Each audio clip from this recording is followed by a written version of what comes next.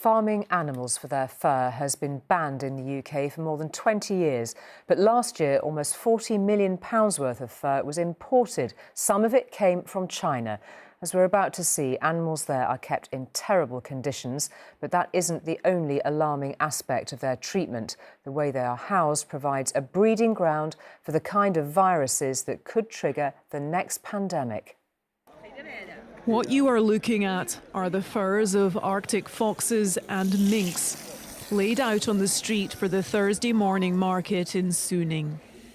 It was shocking to see so many pelts piled up in the open and being handled like any other piece of fabric.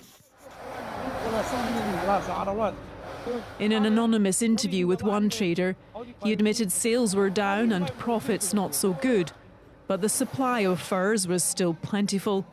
And when we asked how the animals were killed, he didn't hesitate to tell us they were electrocuted and then skinned.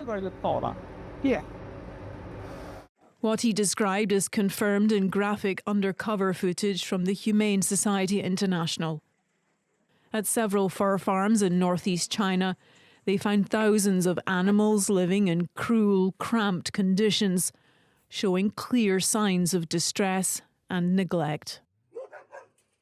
And samples taken from these sites have shown they are the potential breeding grounds for another pandemic.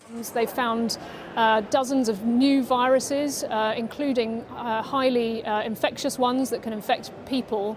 And so really these fur farms are a ticking time bomb for potentially causing the next pandemic, and that's why we believe the trade needs to end. Almost 40 high-risk viruses were found on Chinese farms this year.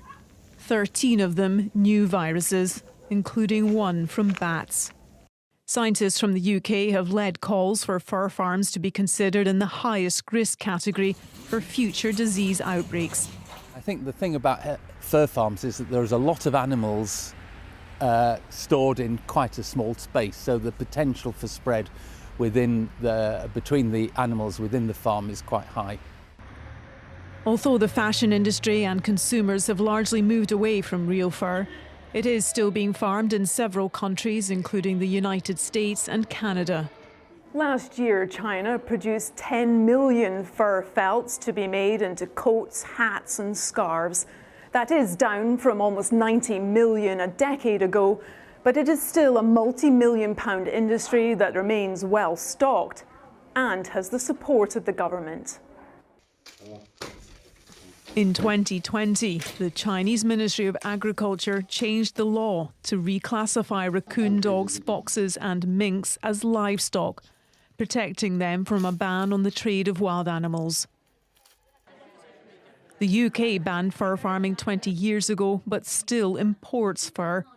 Ruth Jones has introduced a bill calling for a complete ban. There are other products available. There are artificial alternatives. We don't need fur. Fur belongs on the animal.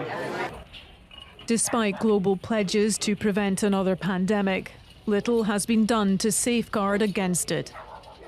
These poor animals might prove to be the cause, but until they are saved from their fate as fashion, humans could be destined to suffer a repeat of COVID-19.